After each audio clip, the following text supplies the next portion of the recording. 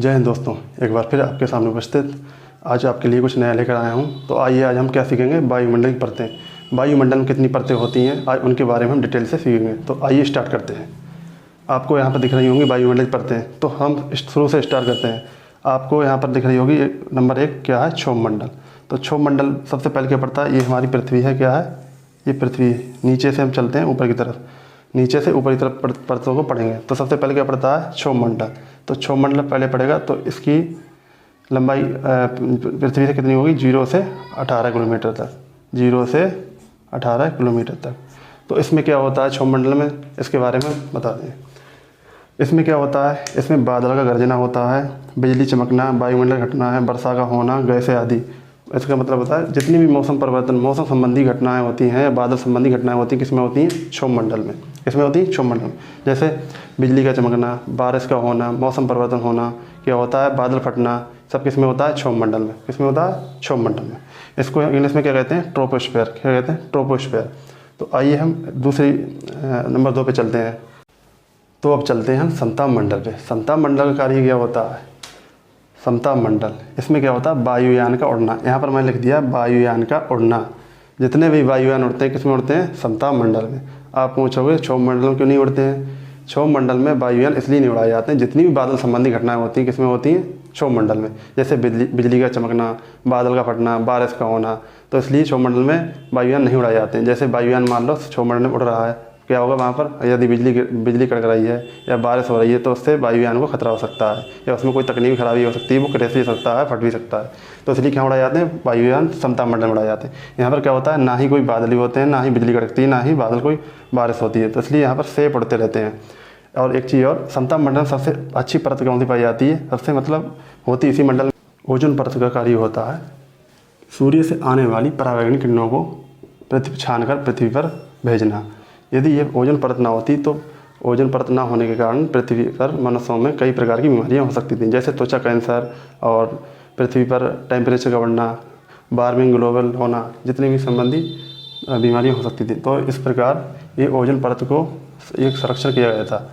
Ozone परत का क्या हुआ था, 16 सितंबर 1987 में मॉन्ट्रियल प्रोटोकॉल हुआ था। कहाँ हुआ था, कनाडा में।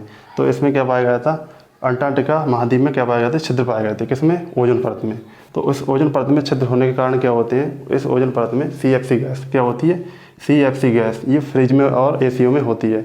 तो इससे क्या होता है, ओजोन परत के लिए हानिकारक होती हैं। तो इसलिए हमारे जो फ्रिजों में गैस आती थी पहले, CFC और कार्बन मोनोऑक्साइड, जितनी भी प्रकार की गैसें होती हैं हमारी ओजोन परत को नुकसान पहुँचाती हैं। तो CFC गैस अब फ्रिज में आना बंद हो गई। अब कौन सी गैस आती है, अमोनिया आदि गैस आती है उसमें।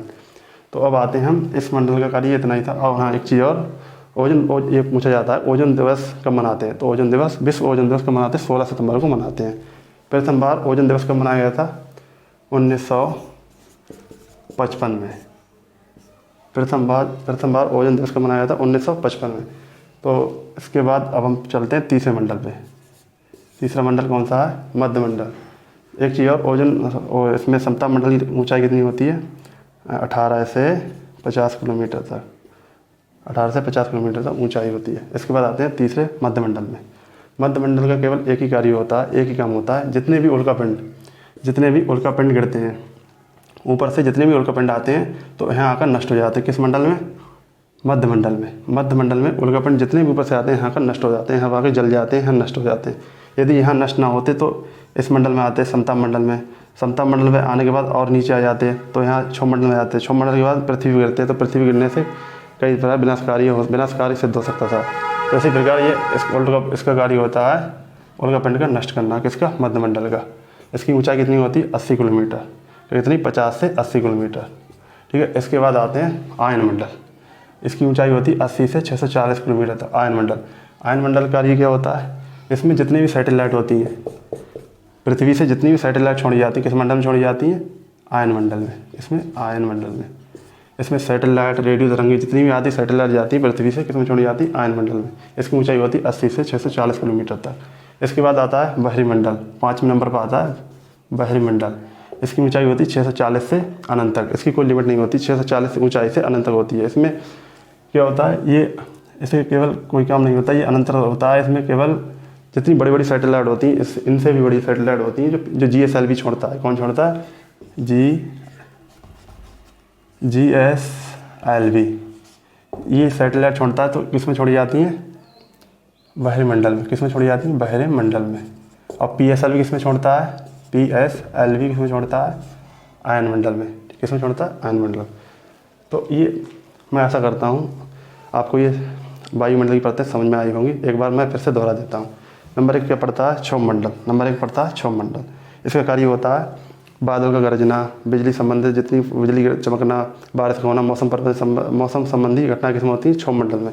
नंबर 2 पे क्या आता है? समताप मंडल। समताप मंडल क्या होता है? जितने भी वायुयान उड़ते हैं किसमें उड़ते हैं? समताप मंडल में। क्षोभ मंडल में क्यों नहीं उड़ते हैं? बिजली भी गरजती है और बादल का फटना, बारिश होना क्षोभ मंडल में होता है, इसलिए वो क्षोभ मंडल में नहीं उड़ते। किसमें उड़ते हैं? समताप मंडल। समताप मंडल में एक परत पाई जाती है, कौन सी बताई थी मैंने? ओजोन परत। ओजोन परत का कार्य क्या होता है? सूर्य से आने वाली पराबैंगनी किरणें, किससे? सूर्य से आने वाली पराबैंगनी किरणों को क्या करती है? छानती है, छानकर पृथ्वी पर भेजती है, जिससे मनुष्यों को त्वचा कैंसर संबंधित बीमारी नहीं होती है। नंबर 3 पे आता है मध्यमंडल। मध्यमंडल में कार्य केवल एक ही होता है, जितने भी उल्कापिंड गिरते हैं वो मध्यमंडल में आकर नष्ट हो जाते हैं। इसके बाद चौथे नंबर पे आता है आयन मंडल। आयन मंडल क्या होता है?